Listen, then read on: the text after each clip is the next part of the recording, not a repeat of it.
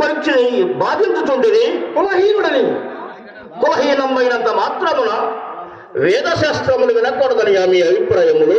అవును కదా నాన్నగారు. కుమారులారా,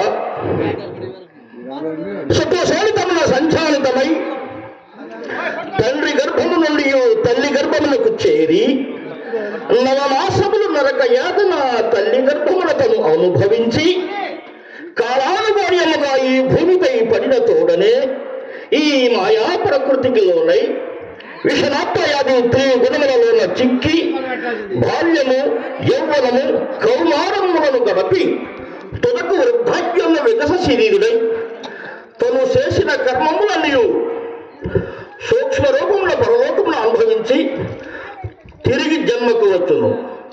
దేహి కులహీనమైనంత మాత్రమున వేదశాస్త్రములు వినకూడదని మీ అభిప్రాయములు? కుమారులారా,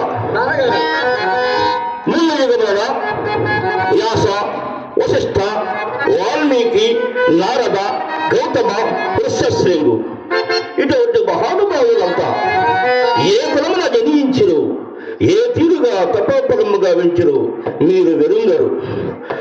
వృషశ్రేణుడో మృగజాత, గౌతమో సంభవ, జంబుకో ఉత్పత్తి, కౌశకో గాజనందనయ.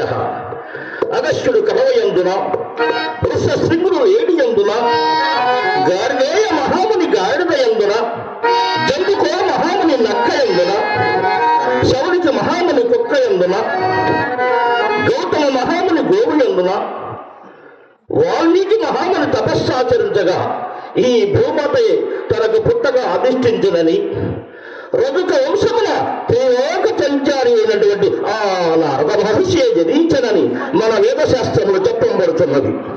కావున ఈ ప్రకృతి అంధకారముల మీరు మునగక దీన దయాపరులై అష్టదిక్కులను అనుసరించి పంచభూతముల సాక్షిగా ఈ మనస్సును మంచి మార్గంలో బంధింపజేసి మమాత్మ జీవాత్మ సర్వభూతాత్మయనిది పరమధర్మమైన నీతివాక్యము.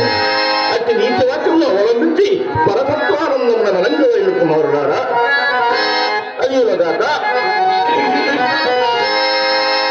కుమారులారా, బుద్ధి ఒక్కటి చక్కగా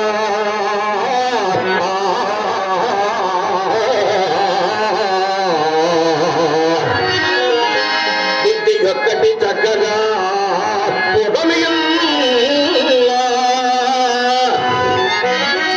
ఏ కులంబైన లేని సద్బుద్ధిగా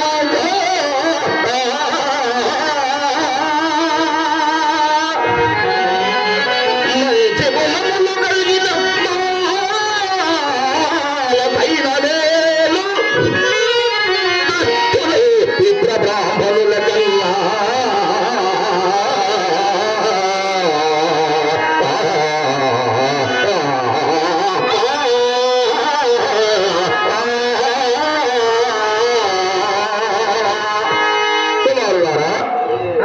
ఈ సిద్ధుల సంగతి నేను చూసుకునేదా మీరు మన గృహములకు వెళ్ళము. అట్లనే